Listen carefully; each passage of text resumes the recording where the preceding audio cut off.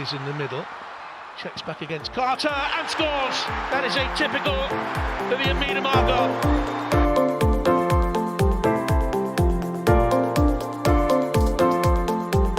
Quickly gets it back again. Oh, what a goal! Well, that sums up her season.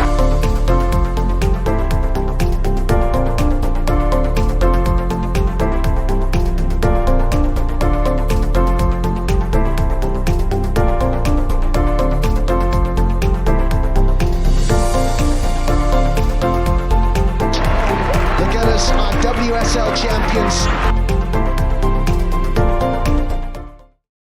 And welcome back to Vic Akers Wonderland. I am your host Lottie.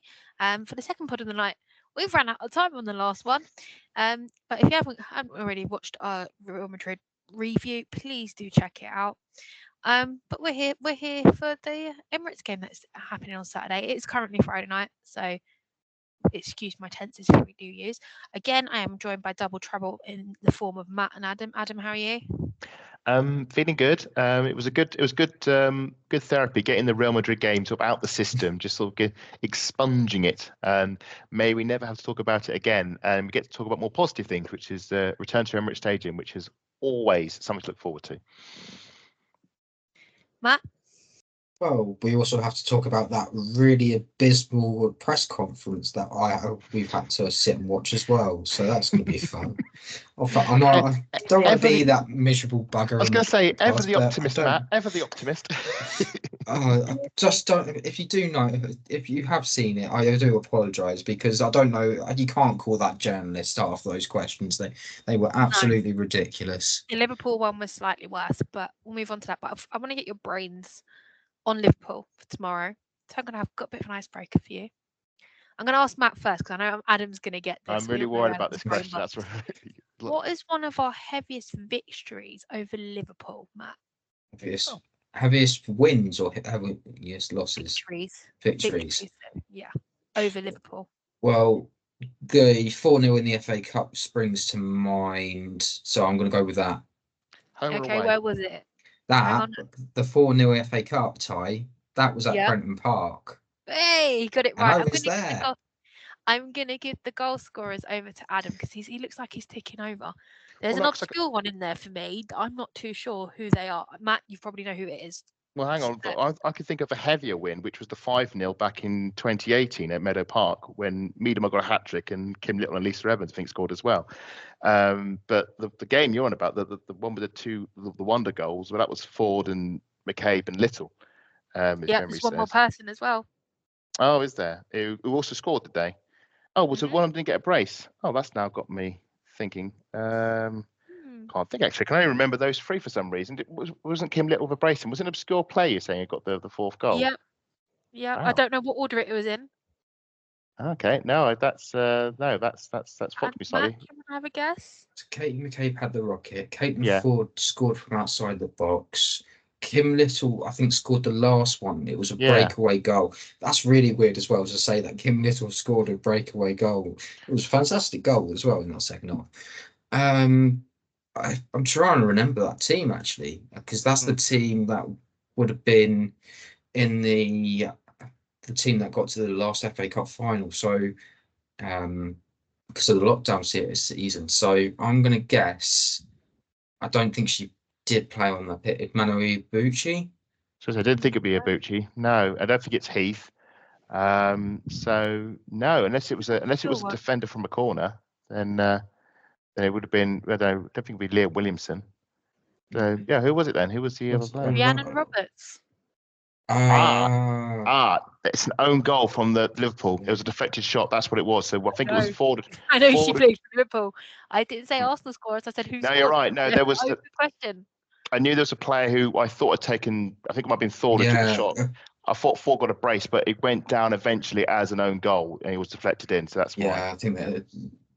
But no, the heaviest I think was the 5-0 was the opening game in 2018 at Meadow Park. I mean, on the flip side, there's been some heavy defeats as well, but hopefully we won't be revisiting those because they're slightly traumatic. Absolutely not. Absolutely not. So even if it is a 1-0, was it 1-0 at the Emirates? Yeah. Yeah. Right. Latest news in and around the game. Daphne van Domsla should be okay to return for this game. What's the protocol called? Mine's gone. Concussion. Yep, that's it. Thank you. Concussion protocols are all good. Lottie Moy will remain out of action. And there's a massive question mark over Leah Kadina still for this game. Rosa Kafaji. We need to talk about Rosa and her Instagram post at full time at Real Madrid. Completely blacked out story with some yawn emojis. Adam, we were talking about this before we started recording the first pod. Yeah, it's not a good look. Yeah, it's not good. It's pretty poor from Rosa. I can understand her frustrations. I mean, we spoke to great length in the previous pod about the fact that maybe she didn't come off the bench and there may have been merits of her doing so. However, in these situations, the team always comes first. You may not like being on the bench. You may want to play, but that's not how you get yourself on the pitch. You don't get your pitch by, throwing your toys up the pram on social media. You do it on the training pitch. You speak with Renee. You knock on her door and you say, "Look, Renee, I'm not getting. I believe I should be on the pitch. You're not picking me. Why? Why am I not? Why is likes of Hurtig and Kelly and Ford coming off the bench and I'm not?" That's obviously we don't know what goes on behind closed doors for all we know these talks have happened, but that's not the way to do it. And for me, that's it's petulance. And it's actually disrespectful to your fellow teammates who have suffered out there in treacherous conditions for 90 minutes, and you're basically saying it's all about me and I don't care about you. I can understand why she's done it, and I'm not surprised because she is of a younger age. She's inexperienced. It's childish petulance, and she obviously wants to come out and play. But if she thinks that it just be her being her is she somehow better than everybody else on the pitch, that's not how it works. And I think she's come from BK Häcken, where I think she was one of the star players, and she's now gone from being a star at Häcken to a sub at Arsenal. That's quite the come down. But you look at the options we've got. I think Renee spoke about this in the press conference. Talk about got Beth Mead and Caitlin Ford and Chloe Kelly. Got lots of options, so someone's always going to have to miss out, sadly. I think it's a shame, and I think she took the post down quite quickly. So I hope that maybe somebody had a word with her in the changing room and said, look, they can't be posting things like that. But of course, she's done it now. It's known. It was disappointing, and it wasn't needed after what we'd suffered. We didn't need that as well, because it just stirs the pot even more. Especially with the social media generation. Oh yes. They go crazy over that stuff. The thing is, the way you can interpret any way you like, but at the end of the game, she's frustrated that she's not getting minutes. And okay, yes, she's had the injury. I know you talked about the knee. She had the knee injury and the strap as well. So maybe that was on Renee's mind as well. I know I did sort of question it in the previous pod, but maybe to be fair, because sometimes my knee is a bit dodgy, I have to wear a brace sometimes, and it's not nice to be wearing that while you're playing. If you're playing on a pitch like that, you're probably going to do more damage than good, and it's not worth the risk. Again, really. Player health comes first, part of anything, and I hope that there's going to be an opportunity for Rosa before the end of the season, because there has been chances and opportunities where we might go back to West Ham as well, where she scored that winner against West Ham. There are chances for that she takes, and she is that great opportunist. But it might be a case of, instead of playing her where she is, she might have to be the player playing up front instead of being that player in midfield, as you both suggested. That especially it's been talked about on Ricey's podcast as well. Absolutely. I did drop into the Liverpool pre-match presser, which was a whole 6 minutes less than Renee's. Going into their game with Man United, there was about sickness in the Reds camp. Well, in Liverpool's camp, I should say, because we're the Reds as well. Doesn't make sense. We're the red and white. Yeah, exactly. Saw Grace Fisk, Gemma Bonner, Kerry Holland, and Leanne Kernan all fall ill. But guess what? They're all available for the North London clash tomorrow. Yeah, perfectly healthy. which is, Annoying. I don't wish anyone to be ill, but it's just very useful. Mm. But another bit of news coming out of Liverpool: Jenna Clark has signed a new contract. Congratulations. What do we think, boys? Congratulations to her. It's just pretty much that really. Just congrats to her, and hopefully we don't get a new contract bounce at the weekend when if she isn't playing against us. Well, she's in the back line, so we'll see. We'll Mm. see what happens. Well, if she does get picked, she's been rotated heavily this season, which has really irritated my WSL fantasy football. So, Matt, I know you're laughing at me over here. Yeah, no, it's funny You're because hating me I this just season. remember because Jenna Clark is one of those players that she's got very long legs, so she could go out and stretch and put in a tackle and win that ball back quite easily. Yeah, she's a good player for Liverpool. I think that if she was to make the step up towards the Champions League players, spots, I don't know if she'll be available. So I think it's just one of those where, sorry, not available. I don't think she'd be as effective, shall we say, if she was to play in the Champions League for one of those clubs. But yeah, it's a positive for Liverpool. It's an extra player and it's a key player as well. No, absolutely. Last time out, we went to the quarterfinals of the FA Cup at Liverpool at Meadow Park. Since then, Liverpool has stunned Manchester United with 3-1 victory at Anfield. Olivia Smith's sensational solo goal opened up the scoring at 42 minutes before Fuka Nagano added the second at the stroke of half time. And then Olivia Smith converted a penalty in the second half. The victory secured 3 successive wins for Amber Whiteley or Whitley? Whiteley. Yeah. Whiteley, since taking interim charge of Liverpool before the departure of Matt Beard at the end of February. After the Man United game Friday night, she was very proud of her team in front of 15,596 fans at Anfield. Do you think she'll get the job? She's openly admitted to the press that she's put her hat in. And currently, as it stands, only 22% of the WSL managers are women. That might have changed since Renee came in, but that was the last percentage I saw. So if we're going to go on this, it seems to be a thing with interim managers coming in and making the difference and then going to get the jobs. Renee's done it. Nick Cushion is currently doing it at Man City. I don't see why not with Amber Whiteley. She's actually, it was quite interesting listening to her with 3 players on the pod. She was talking about how she's had to change tactics from her bid, and it's things like that where you're seeing the impact of it now. Imagine what it would be like in 6 months' time if she was to get the job permanently. It's also another female manager that's English. So should the England manager position become available, she might be on that list come 4 years time. Is it really 4 years time? 27, 2 years time, because that's when Serena's contract finishes after the World Cup. But it'll be interesting to see where she goes as well, because it might be a case of what happens next with her. It might be one of those things where I said with Renee, she might not get the job, might go somewhere else, but there'll be someone in the WSL will probably take her. It might be the case that with Amber Whiteley as well. It's interesting that you say that she has been proactive. Yeah, she said, I'll put my name forward, because obviously Renee was very much the opposite. She was very much, not willing to talk about it at all, very, closed shop on that front. It's curious. It's obviously the opposite approach.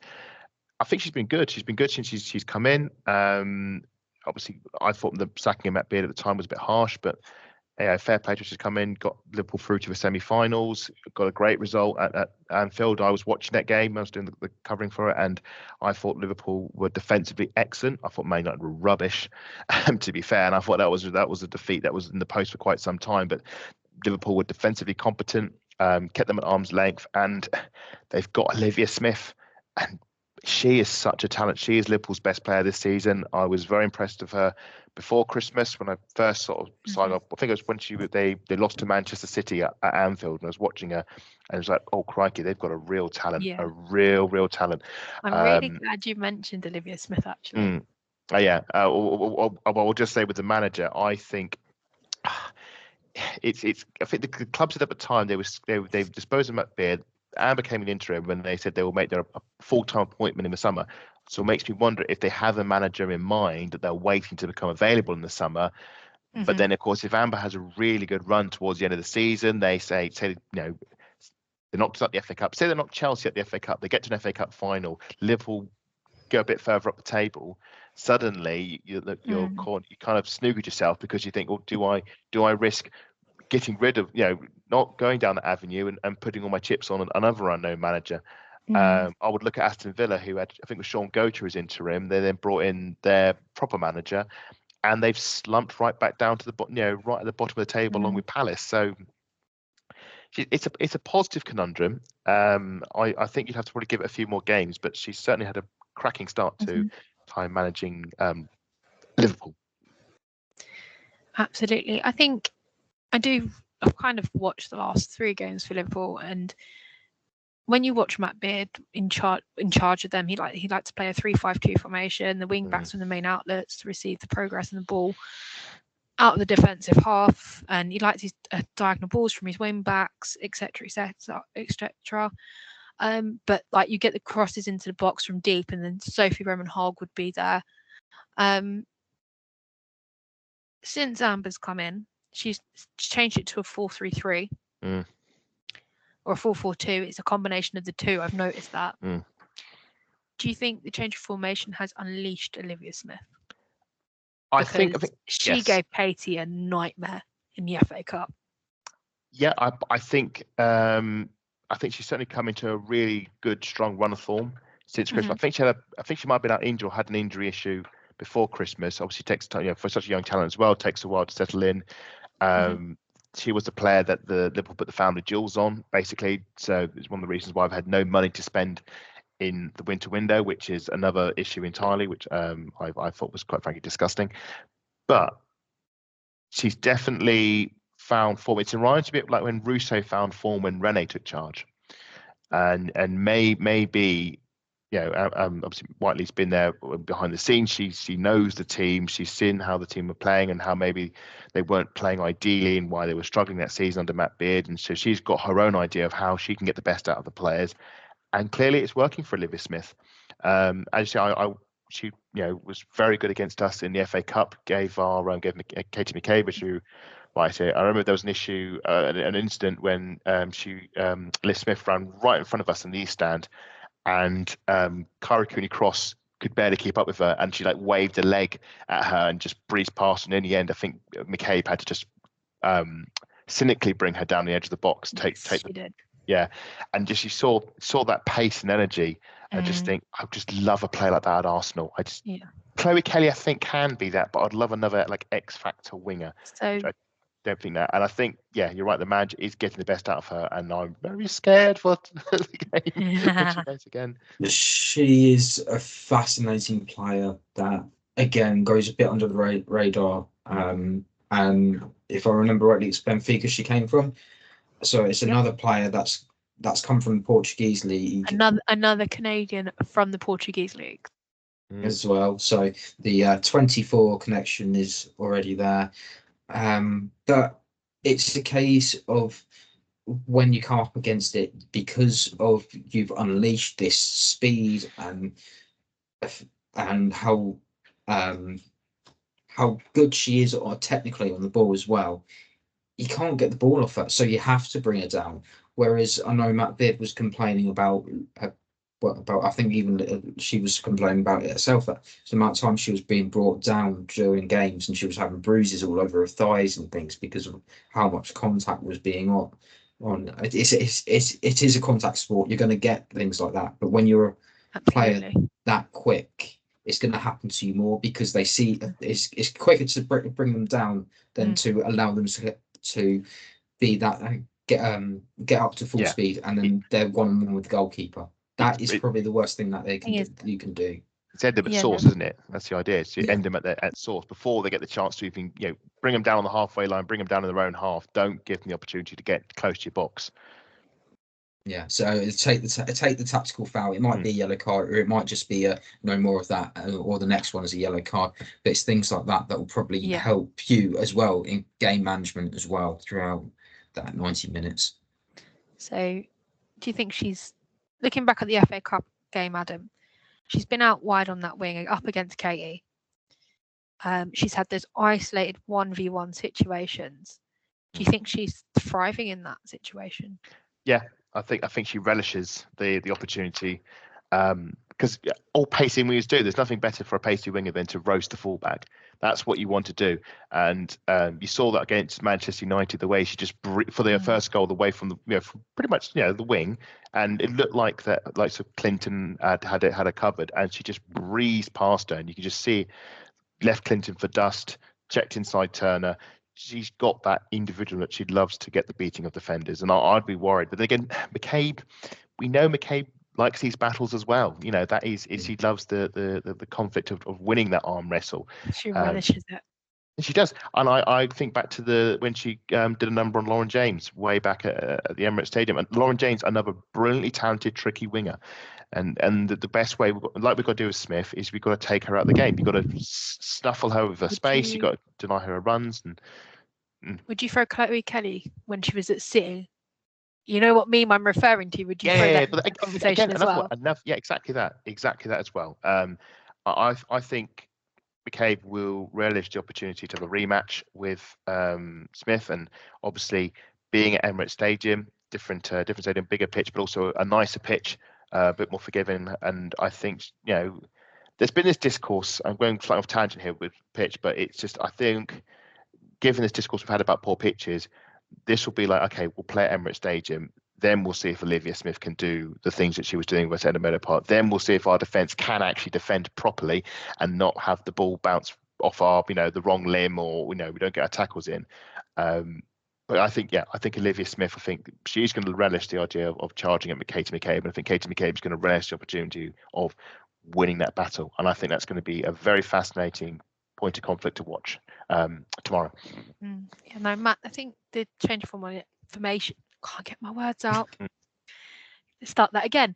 The change of formation has also led to better spacing for the attackers and in the midfield, allowing players to get forward in the middle and provide support for wide attackers as they drive forward with the ball. While Olivia's taken most of the plaudits, as we've just been talking about, and her dynamic and thrilling play, Cornelia Kapocs, she's quite the little progression monster on the opposite flank.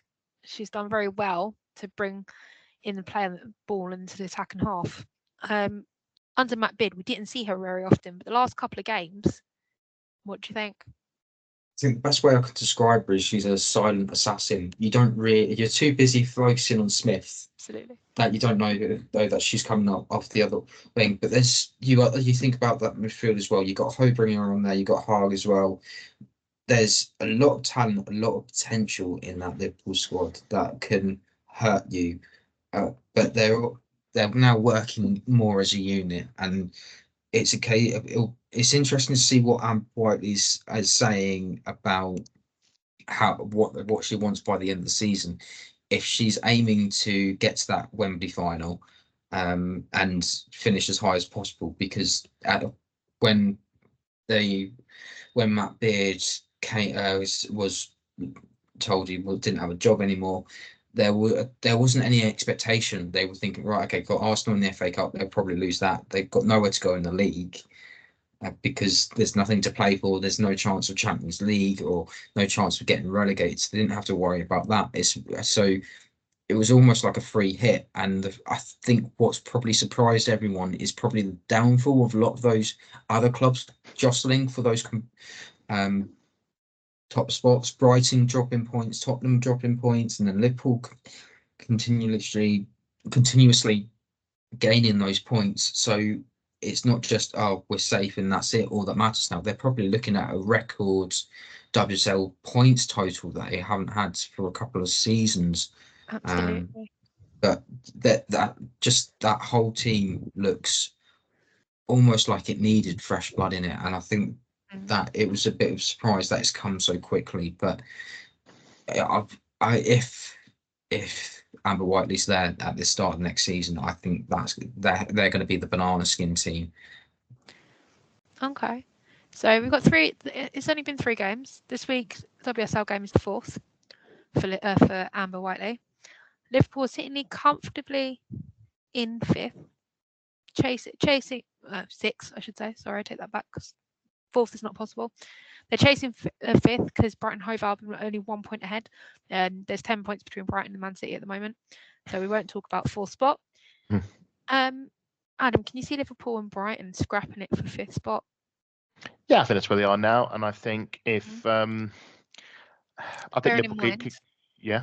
their fixtures, Liverpool have got Arsenal away, Villa at home, Brighton away, Tottenham at home, Everton away, and Chelsea away for the rest of WSL fixtures.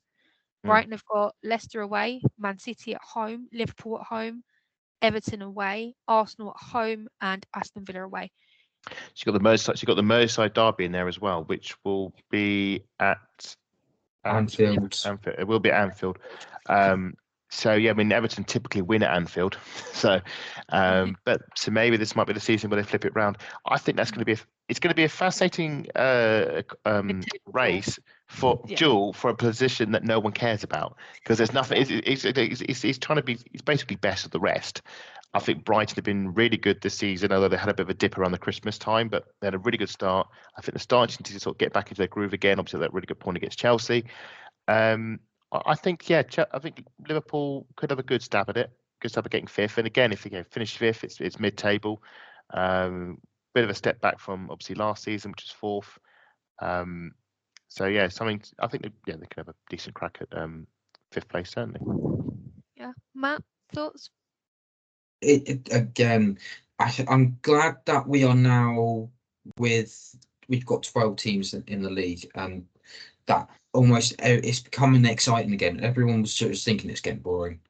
Chelsea winning the league, the top the 2 Champions League spots are almost a given, and the relegation race looked like it had finished. Now all of a sudden the relegation race is on.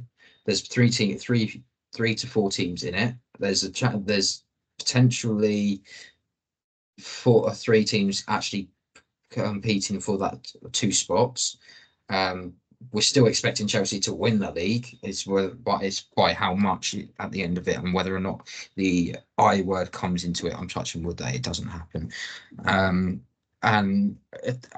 I think it's great that all of a sudden there's a lot more competition, because sometimes it's once you get to those 14 points, that's it.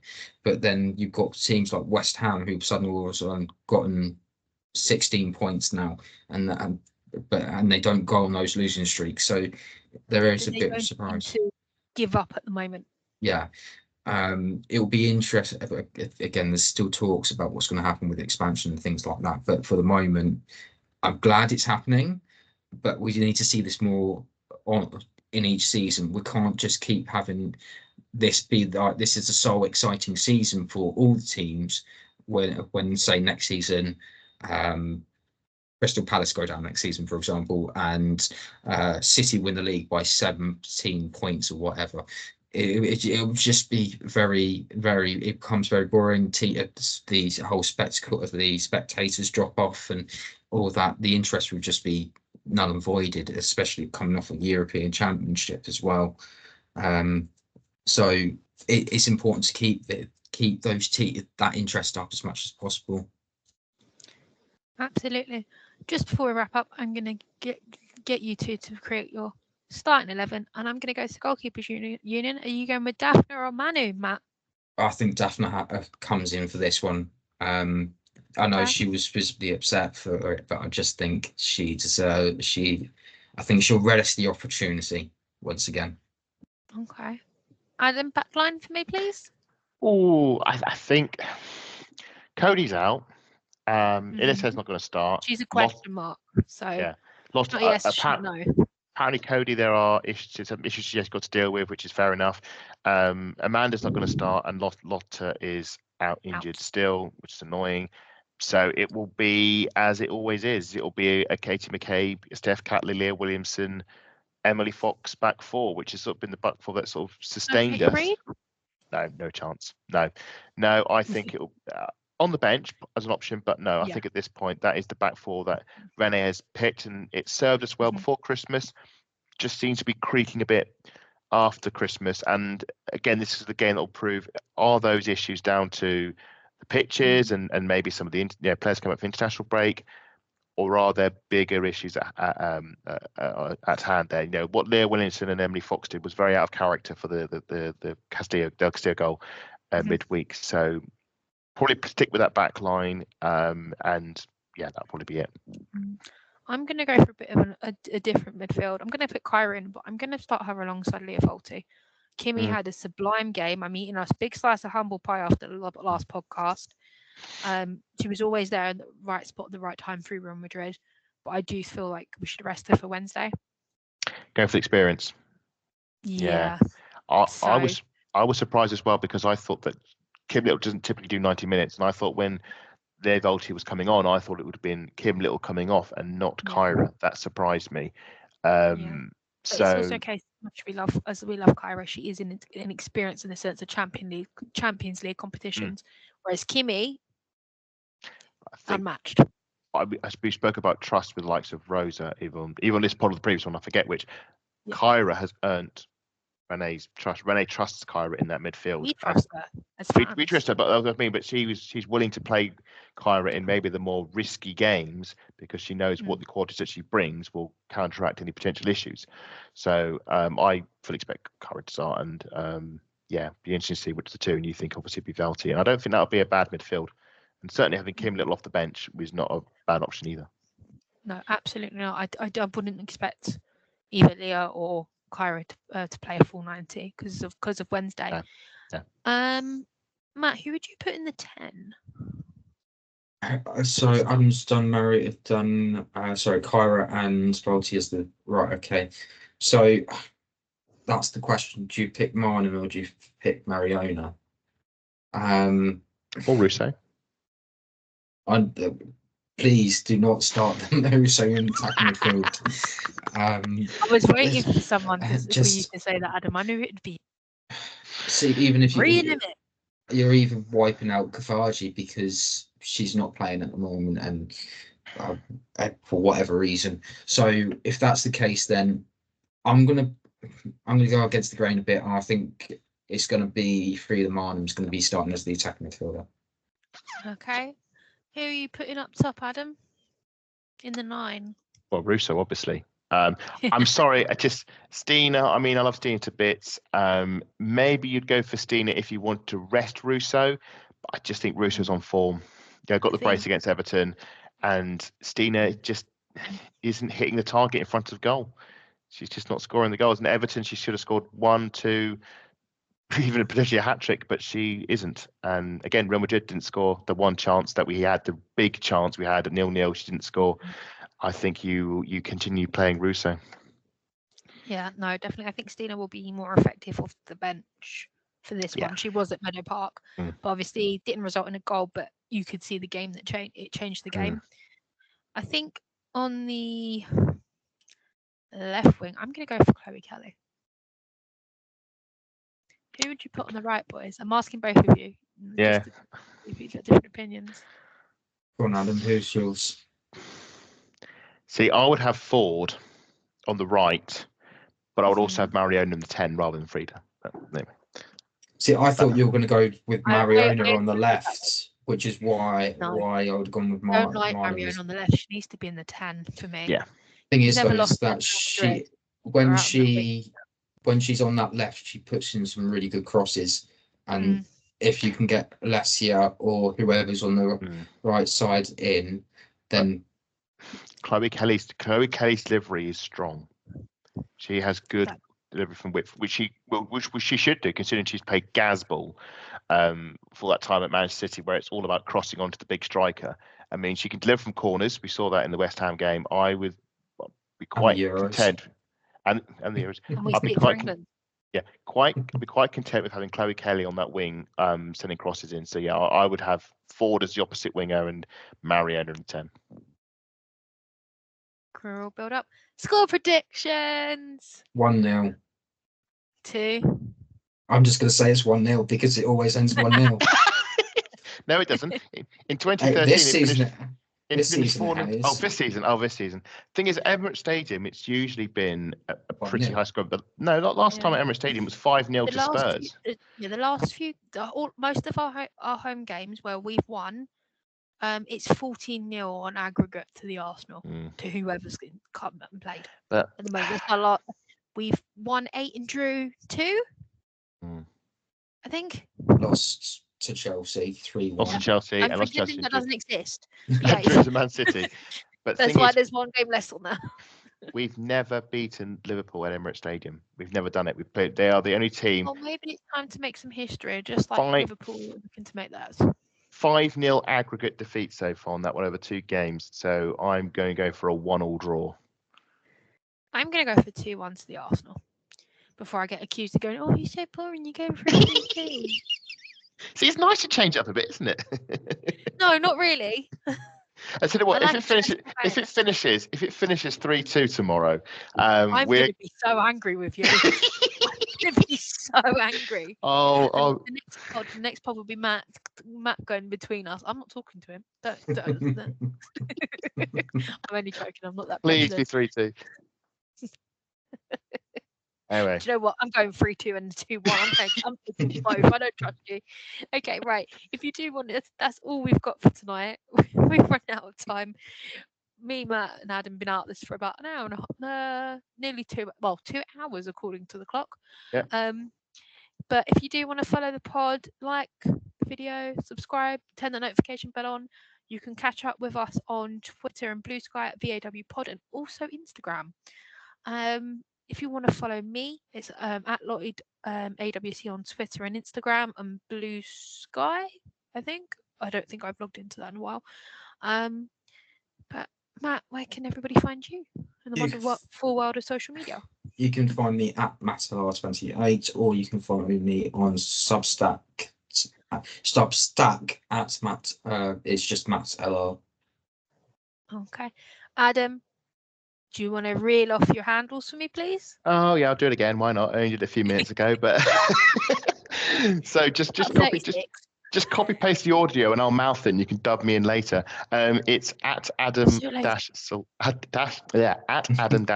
or at Adam_Salter4 on the Twitter and the Blue Sky and the Instagram. You can follow my writings on the Halfway Line. You can follow the Arsenal Women Archive on YouTube and similarly named on Twitter and Blue Sky.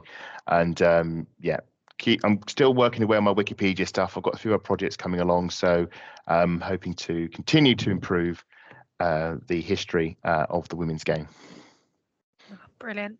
I think there's only one thing left to say, boys. Mm-hmm. Come on, you Gunners.